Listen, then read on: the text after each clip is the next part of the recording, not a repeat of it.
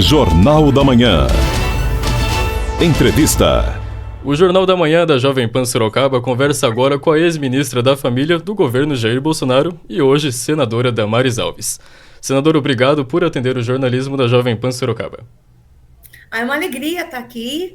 Estava ansiosa por esse encontro. Quero cumprimentar todos de Sorocaba, essa cidade linda, incrível, de um povo trabalhador, uma cidade pujante. Eu estou muito contente de estar com vocês. A senhora já veio até a nossa cidade? Sim, algumas vezes eu conheço Sorocaba. Eu morei em São Carlos muitos anos, então, quando eu morava em São Carlos, eu ia muito aí. Quero lembrar que antes de ser ministra, senadora, eu também sou advogada, então eu tenho ações, aí tinha ações no estado inteiro, mas sou pastora também, então eu fui muito a Sorocaba, a igrejas, então eu conheço muitas igrejas de Sorocaba. Senadora, nós vamos falar sobre um projeto que a senhora é relatora, e é o projeto que aumenta a pena para os crimes de violência sexual contra crianças e adolescentes. Para iniciar a nossa conversa, o que esse projeto muda na atual legislação? Na verdade, nós estamos numa grande jornada aqui no Senado para aumentar as penas para o estuprador de criança e de adolescentes e de mulheres. Esse é um dos projetos. O ano de 2023, nós aprovamos uma lei aqui no Senado, uma lei que nasceu na Câmara, veio para cá, trabalhamos muito, ela foi aprovada em dezembro, e em janeiro de 2024 ela foi sancionada, uma lei que era um sonho de nós defensores da infância, que prevê o seguinte, essa lei nova prevê o seguinte, que quem for pego com imagens de estupro, abusos, exploração sexual de criança e adolescente, vai responder preso. Porque até antes dessa lei, até antes de dezembro, as pessoas eram encontradas com imagens e respondiam um processo em liberdade. Inclusive, a gente teve um servidor do Senado que foi encontrado no computador dele, inclusive no Senado, com mais de 2.000 vídeos de estupro de crianças e bebês. Ele foi para a delegacia, pagou uma fiança de 15 mil, está em liberdade. Depois, um ano depois, isso foi em 22 que esse rapaz foi preso, foi pego, né? Em 2023, um homem foi pego no Rio com 200 mil imagens. E nem fiança pagou, está respondendo em liberdade. Agora a gente tem uma lei que fala que se for identificado que a pessoa está compartilhando, armazenando ou produzindo imagens de estupro de crianças, de vulneráveis, vai responder preso. Então, observe que é uma jornada para a gente fechar o cerco contra o abusador. Eu estou relatando um projeto de lei específico que aumenta muito a pena do estuprador, mas além desse projeto, eu estou relatando um outro que proíbe a progressão de regime de pena. Vocês sabem que a gente já acabou com as saidinhas, mas ainda tem o aberto, semiaberto, condicional, prisão domiciliar. Nós queremos que, no caso de estupro de criança, estupro de mulheres, o réu, o condenado não tenha o regime de progressão de pena. Ele não tenha semiaberto, não tenha aberto, ele cumpra a pena inteira preso, recolhido. Então, o que estou fazendo aqui? Eu prometi ao meu eleitor, todo mundo sabe que essa é a minha pauta, a proteção da infância. Eu estou levantando dentro do Senado uma frente de proteção da criança. E preciso dizer que dessa frente faz parte a repressão. Não é só a prevenção. Eu tenho que falar da repressão também. Então, esse é um dos projetos de lei que eu estou relatando, entre muitos outros, que o objetivo é proteger mulheres, crianças e vulneráveis. Senadora, como que vai ser fiscalizado essa nova lei? Olha, a partir do momento que é uma lei, o juiz é obrigado a cumprir. Então, não existe uma fiscalização de lei, existe uma implementação da lei. Então, o juiz é obrigado a cumprir lei na hora de dar uma sentença. Então, se eu vou aumentar pena, na hora que ele for dar uma sentença, ele vai ter que observar a nova lei e dar a nova sentença com a nova pena, tá? Agora, eu quero lembrar que isso não retroage no tempo. Quem já está condenado, está condenado. É a partir do momento que a lei for sancionada, que a lei for aprovada. A lei não volta no tempo para prejudicar o réu. A lei é do momento que ela é sancionada para frente. Então, Tão logo a gente consiga aprovar aqui no Senado, mas a gente tem um problema. A gente aprova na Câmara, já veio para o Senado, a gente aprova no Senado e depois vai para a sanção presidencial. A gente ainda corre o risco do presidente da República não sancionar.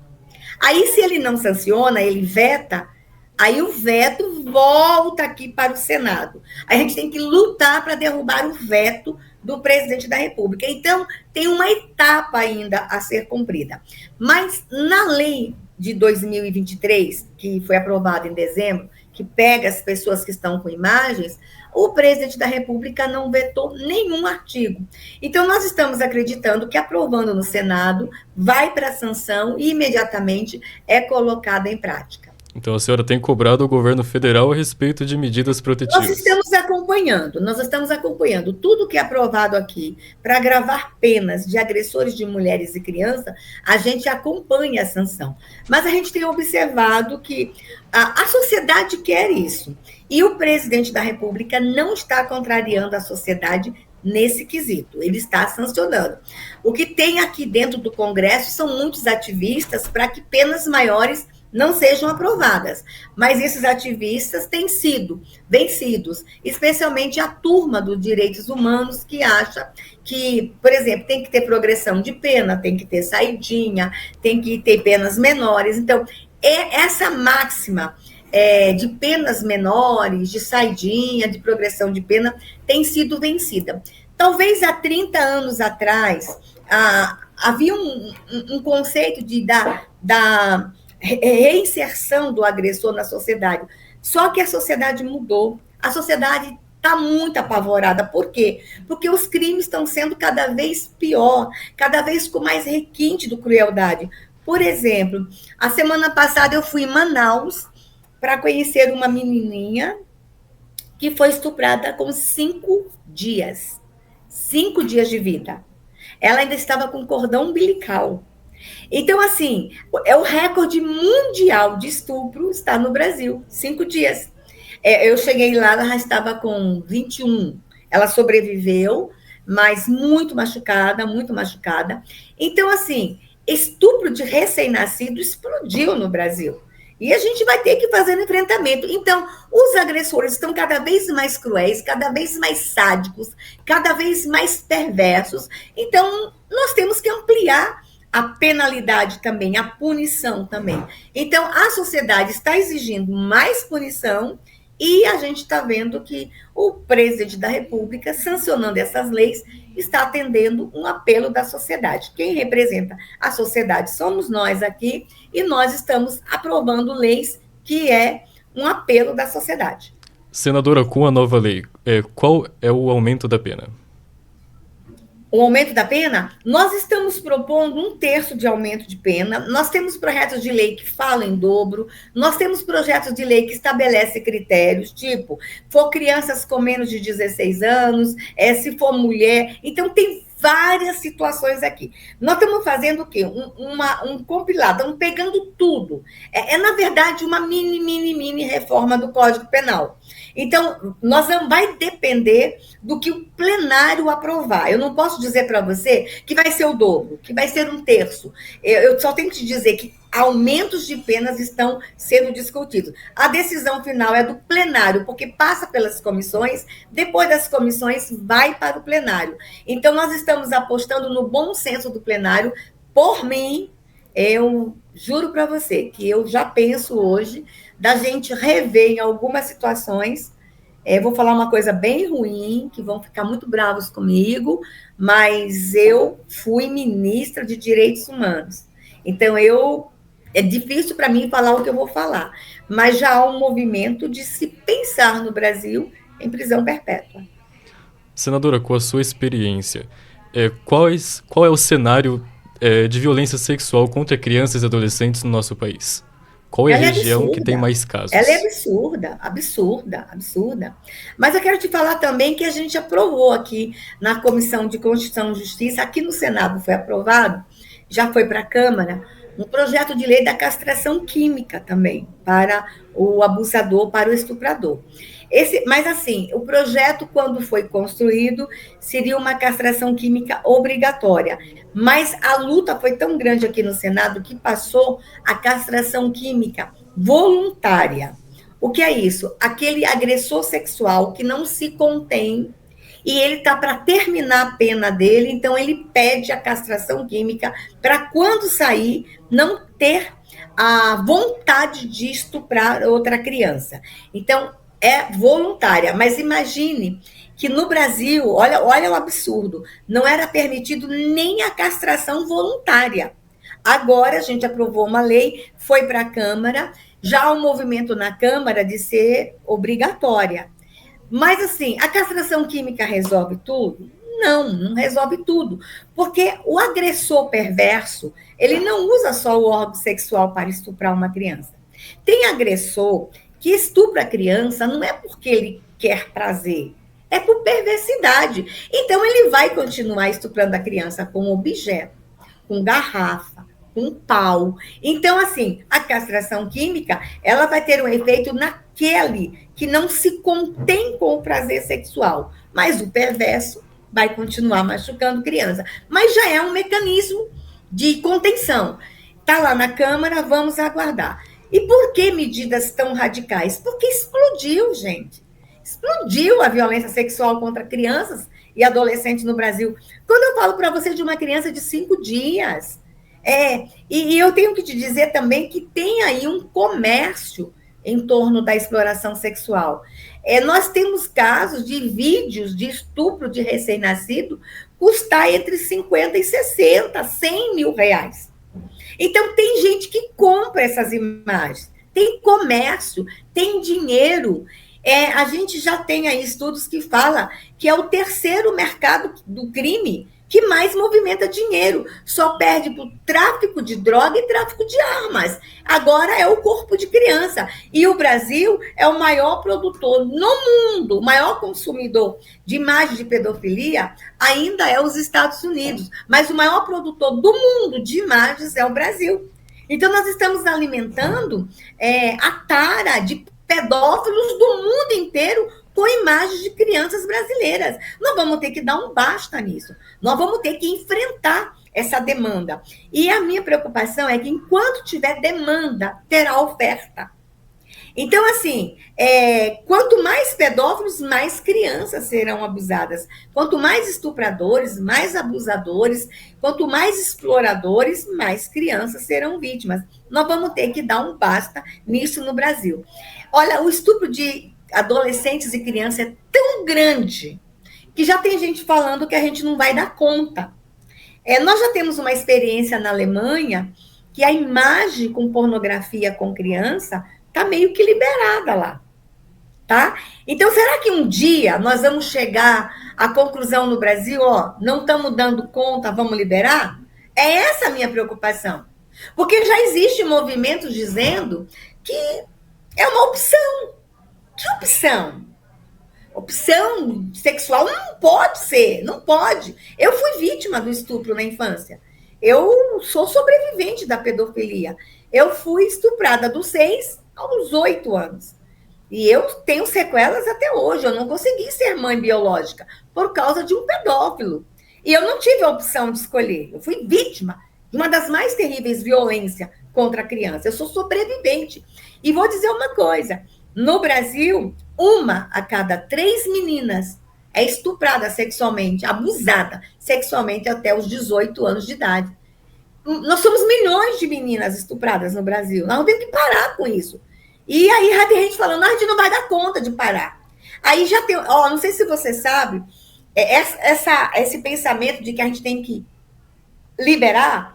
Em 2012, entrou um projeto de lei no Senado, 2012. Eu era assessora, que era para liberar o sexo no Brasil a partir de 12 anos. Hoje é proibido com 14. Quem tiver relação sexual, mesmo que seja namorada, com uma criança, com um adolescente com menos de 14, responde por estupro de vulnerável. Aí eles queriam diminuir 14 para 12, mas já tinha gente aqui nos corredores falando de 10. Então já tiveram a ousadia de apresentar um projeto de lei no Senado. Então, assim, eu tenho que ficar em alerta, eu tenho que gritar, eu tenha que berrar, antes que venha um movimento aqui e dizer, libera geral. Entendeu a minha preocupação? Senadora, como que funciona a rede de proteção a crianças atualmente no Brasil? Olha, nós temos uma rede que da forma como ela é construída, ela é muito boa, mas ela não está funcionando na ponta direito. Nós temos, conselheiros tutelares, nós temos delegacia da criança e do adolescente, nós temos vara da infância, nós temos juízes da infância, nós temos promotoria, nós temos uma rede de proteção na área da assistência social, nós temos uma rede de proteção na área da saúde. A rede de proteção, ela é muito bem constituída, tá? Muito bem formada. Só que em alguns municípios a rede não funciona. Então, hoje eu tenho dito, uma das portas de entrada para a rede de proteção é o Conselho Tutelar. Nós temos que valorizar mais os nossos conselheiros tutelares nos municípios. Quem está aí me assistindo em Sorocaba, você conhece os conselheiros tutelares? Você participou da eleição do conselheiro tutelar? O conselheiro tutelar, ele não é para tirar criança de pai e mãe. Ele não é um monstro. Inclusive, os pais que estão nos assistindo, eu tenho visto muitos pais e às vezes professores dizendo assim, se você não se comportar, vou te denunciar para o Conselho Tutelar. Não passe para a criança a imagem que o Conselho Tutelar, que o conselheiro é um monstro. Não, ele é um herói. Ele tem que ser visto pela criança como um protetor. Cuidado com como vocês falam do Conselho Tutelar. Então, a rede de proteção existe, mas a gente precisa lá na ponta fortalecer. O prefeito tem que nos ajudar fortalecendo os equipamentos, os prefeitos dos municípios todos têm que nos ajudar, aumentando a rede de assistência social. Nós temos os CAPs, é lá no CAPs que a criança abusada vai ter o tratamento psicológico, vai ter o tratamento para as suas doenças emocionais. Então, a gente tem que ter toda uma rede, e essa rede precisa, no município, ser fortalecida. Senadora, mas com toda essa rede, o que falta para que seja mais efetivo o cuidado com a criança e o adolescente? Compromisso com a criança, compromisso com a pauta. Deixa eu dizer uma coisa para vocês. Eu conheço o prefeito de Sorocaba, me permitam falar dele, eu gosto muito dele. Ele tem aí uma pauta muito voltada para a área da assistência social, mas essa não é a realidade do Brasil, não. Não é. Eu estou vendo agora as pré-campanhas de prefeito, eu fico acompanhando, ninguém fala de criança, cara. Ninguém fala de proteção da infância, ninguém fala que vai construir uma sede para o Conselho Tutelar, ninguém fala que vai aumentar os CAPs para atender as crianças abusadas. Então, o que eu tenho visto é que a pauta da criança ela tem sido deixada de lado em alguns municípios. E não é aqui no Senado que a gente resolve. O abuso acontece lá na cidade, lá na ponta. Então, o que eu tenho feito aqui como senadora é provocar, primeiro, que o orçamento da União tenha mais dinheiro para a criança. Segundo, que os gestores municipais tenham mais compromisso com a infância. E todas as crianças. Uma das crianças mais vítimas de abuso no Brasil hoje são as crianças com deficiência. Porque a criança com deficiência não tem noção do que está acontecendo. A gente tem criança, por exemplo, com doenças raras que estão na cama e são abusadas dentro de casa. E elas não denunciam. Então, a gente tem aí trabalhado que as políticas de atendimento às crianças com doenças raras, as políticas de atendimento às crianças com deficiência, todo mundo ficar atento. Deixa eu contar um caso emblemático que aconteceu recentemente, vocês todos viram, a menina que estava na UTI e que o pai ia na UTI visitá-la e dentro da UTI estuprava a menina. Então, se acontece dentro de uma UTI, que ele sabe que ele está cercado de médicos, o que acontecia com essa menina dentro de casa? Então, assim, nós chegamos ao caos, eles não têm mais limites. Então, por não terem limites, nós vamos ter que nos levantar. Eu acredito que a gente vai ter que conversar com todos os candidatos a prefeitos no Brasil e dizer, apresente uma plataforma aí de proteção da criança na sua cidade e o eleitor vai ter que cobrar, a população vai ter que cobrar a proteção da infância nos municípios. Isso também para as vítimas que, depois que passaram pelo estupro, pois elas precisam de assistência psicológica, certo? Precisam. As delegacias... Deixa eu falar uma coisa. Na rede de proteção, tem um instrumento que a gente precisa que todas as cidades tenham, que é a escuta protegida. Aquele tem que ter uma salinha na delegacia especializada, uma salinha diferente, com brinquedos, com psicólogo, para a criança dar o seu depoimento. O ambiente de delegacia ele é muito frio. Os agentes precisam ser preparados na ponta para falar com uma criança. E a gente não quer que a criança fique repetindo toda hora o que aconteceu com ela. Imagina uma criança, ela é estuprada aos 6 anos de idade. Aí vai para o conselho tutelar, conta a história. Do conselho tutelar vai para a delegacia, conta a história. Da delegacia vai para o ML, ela conta a história. Aí vai para o fórum. Aí tem a primeira audiência, ela conta. Um processo pode demorar 4 anos. Aí ela tem 6 anos. Quando ela vai dar o último depoimento, ela tem 11. As memórias mudaram. Ela já foi coagida a mudar a história. Então, o que é a escuta protegida? Na delegacia, ela dá um único depoimento. E esse depoimento é acompanhado pelo delegado, pelo promotor, de uma única vez. É um depoimento gravado, protegido, com especialistas, psicólogos perguntando. Tem criança que conta o que aconteceu por meio de um desenho, por meio de uma brincadeira com bonequinhos. Uma criancinha de 3 anos não sabe contar tudo. Então, assim, as delegacias no interior precisam ter uma sala de escuta protegida. E nós temos poucas salas dessas no Brasil, de escuta protegida. Então, você vê, a rede, a formatação da rede é boa, mas na ponta está faltando investimento na ponta. Então, assim, é o meu papel aqui estar cobrando tudo isso, é meu papel estar conversando com os gestores, fiz disso a minha bandeira e vou continuar fazendo disso a minha bandeira. Senadora, e o Conselho Tutelar deve fiscalizar frequentemente escolas, instituições? Olha, o Conselho Tutelar ele tem atribuição muito bem definida em lei, tá? Muito bem definida em lei. Não é que o Conselho Tutelar fiscaliza a escola, é a escola que aciona o Conselho Tutelar. Por exemplo, tem uma criança que está faltando muito. A escola comunica ao Conselho Tutelar o que está acontecendo com essa criança. Então, o Conselho Tutelar tem parceria com as escolas. O Conselho Tutelar tem uma parceria assim também. Tem uma escola que a criança foi vítima de violência naquele bairro, mudou para a casa de uma tia. Então, o Conselho Tutelar faz aquele trabalho de busca de vagas numa escola mais perto da casa da tia, da casa do parente, da casa onde a criança está. Então, o Conselho Tutelar e Escola é um papel de parceria. Conselheiro tutelar não fica fiscalizando educador. Conselheiro tutelar, ele é parceiro do educador na proteção da infância. Senador, então há uma grande expectativa para que esse projeto seja aprovado. É uma expectativa, mas para além de uma expectativa, é uma cobrança da sociedade.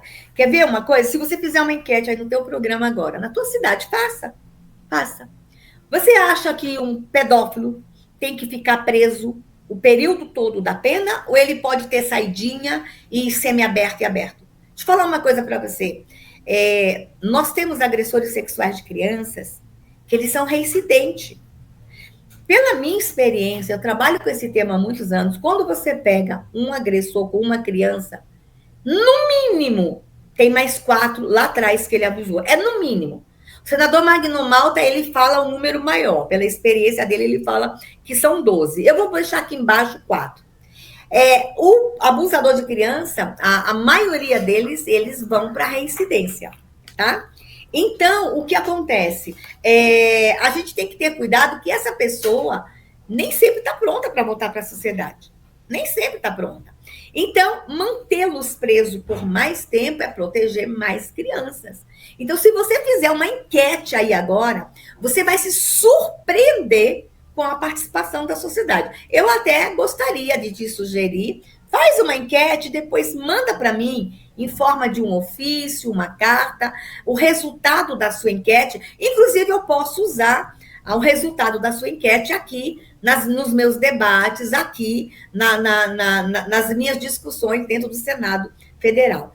Deixa eu falar uma outra coisa também. Um outro projeto, eu falei para você que é uma frente, né? Um outro projeto de lei que eu fui relatora, e não queriam aprovar isso até 10 anos atrás, é o Cadastro Nacional do Pedófilo. O que é isso? Nos Estados Unidos já existe, em outros países existem. No Canadá também. Nós temos 3 estados no Brasil que já tem o cadastro estadual. Inclusive, ontem, aqui no meu DF, foi aprovado o cadastro do DF. O que é o Cadastro Nacional de Pedófilo? Aquele bandido, criminoso, estuprador, que foi condenado por estupro de criança, o nome dele vai ficar no cadastro. E poderemos acessar o cadastro. E vai ficar lá. Nos Estados Unidos, inclusive, tem alguns estados que é bem radical. Na casa do sentenciado, quando ele sai da cadeia, tem uma plaquinha na porta da casa dele. Aqui mora um condenado por estupro de criança.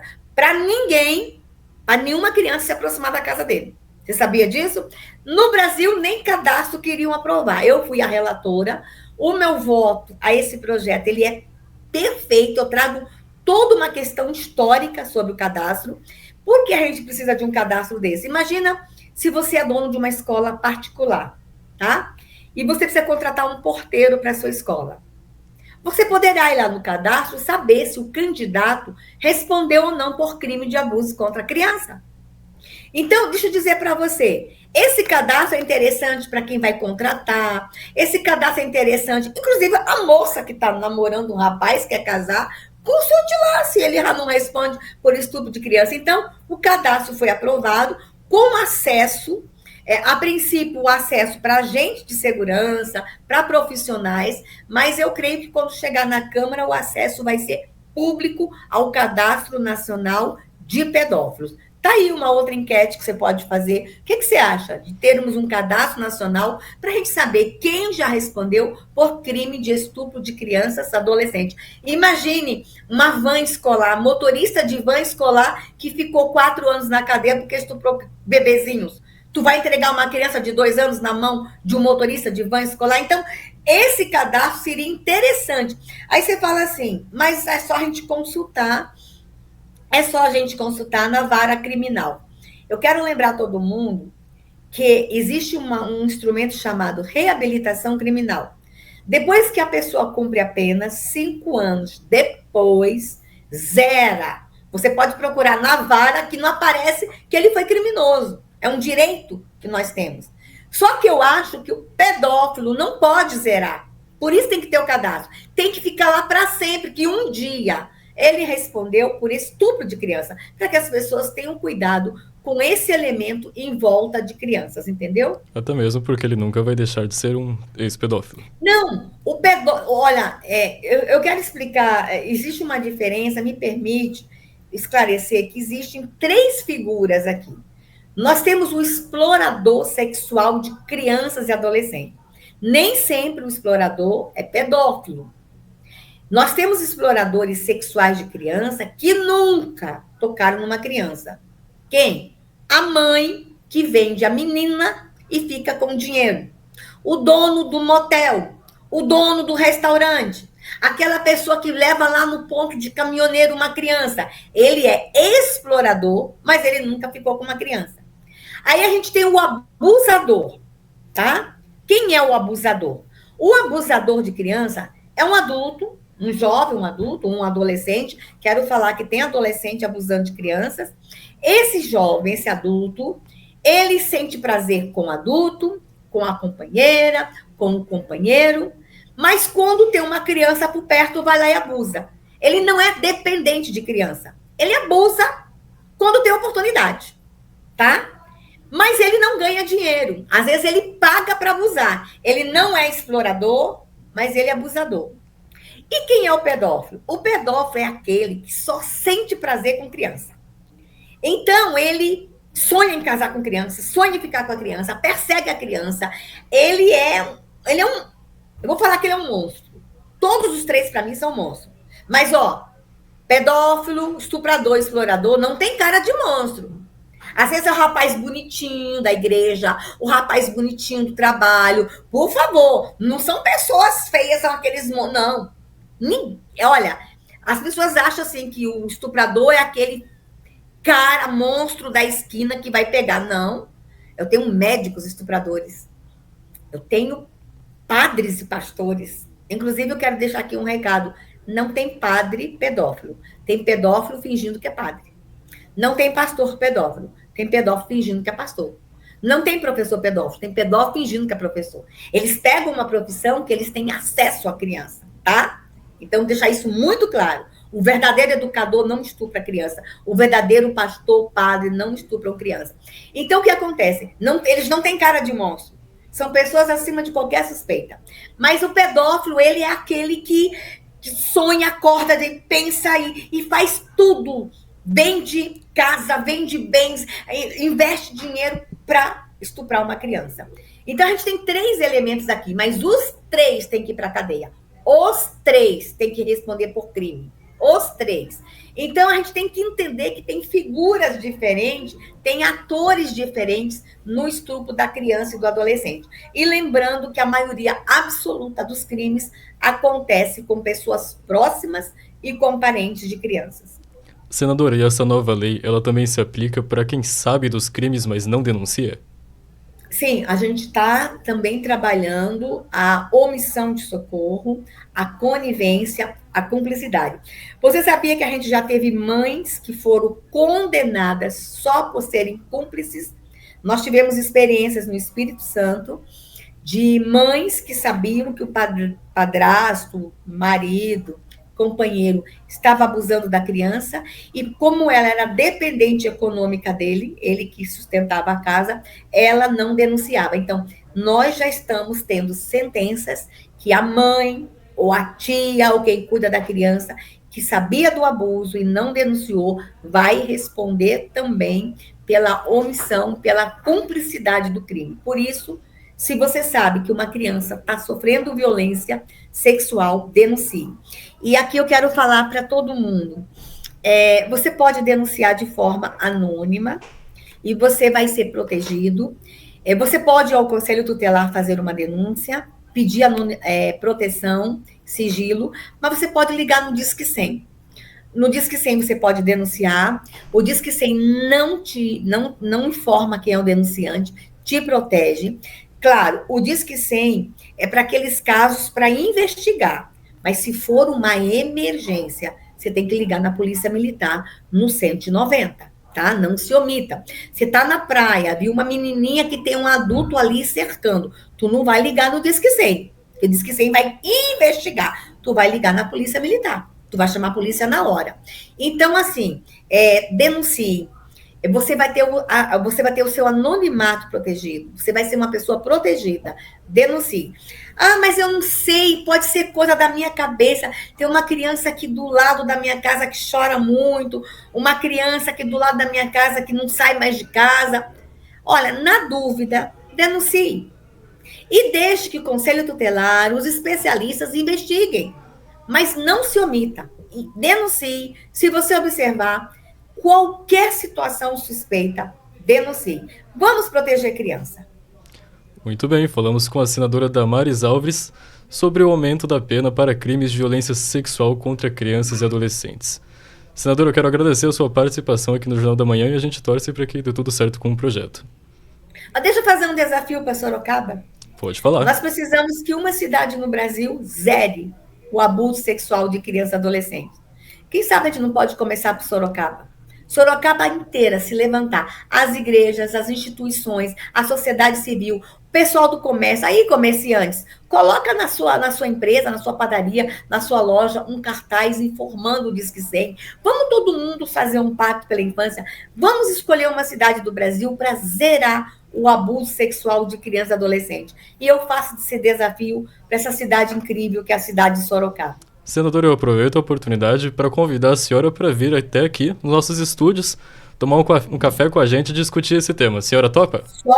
Só vou se no café tiver bolo de fubá e pão de queijo. Tá combinado? E uma coxinha da Padaria Real. Pode ser? Opa! Estarei aí! Que Deus abençoe vocês. Obrigada por essa oportunidade. Eu que agradeço pela sua disponibilidade em falar aqui conosco. Muito obrigado. Obrigada. Cauã Rocha para a Rádio Jovem Pan, Sorocaba.